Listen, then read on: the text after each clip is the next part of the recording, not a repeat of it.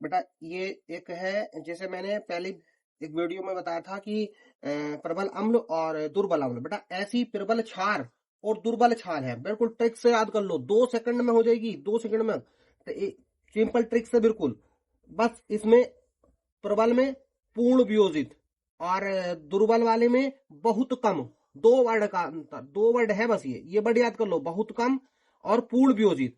देखो जैसे प्रबल क्षार हमें याद करना, जैसे मैंने दुर्बल प्रबल अम्ल बताया था, बिल्कुल सेम वही है, बस अम्ल की जगह यहाँ क्षार आ जाएगा। बेक्षार जो जल में पूर्ण वियोजित होकर हाइड्रोक्साइड आयन, हाइड्रोक्साइड आयन का मतलब था OH ऋणायन, OH ऋणायन बेटा हाइड्रोक्साइड आयन होता। वहां जो था, जो हमने पहले बताया था ना, दुर्बल अम्ल वाला, प्रबल अम्ल वाला, प्रबल अम्ल में H ऋणायन देते हैं बस। और इसमें जो देते हैं बेटे, क्षार में जो देते हैं वो हाइड्रोक्साइड आयन, इतना अंतर है बस, हाइड्रोक्साइड आयन देते हैं, प्रबल क्षार कहलाते हैं। क्या कहलाते हैं? प्रबल क्षार कहलाते हैं।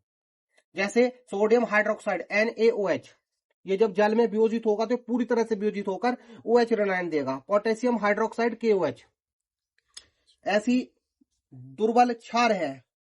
बेक्षार जो जल में बहुत कम, बस बहुत कम वियोजित होकर हाइड्रोक्साइड आयन OH ऋणायन देते हैं, दुर्बल क्षार कहलाते हैं। जैसे अमोनियम हाइड्रोक्साइड NH4OH और एल्यूमिनियम हाइड्रोक्साइड Al2OH का होल थ्राइस बोलते हैं इसको। देखो दोनों को याद करने की ट्रिक्स ये है, प्रबल क्षार और दुर्बल क्षार को।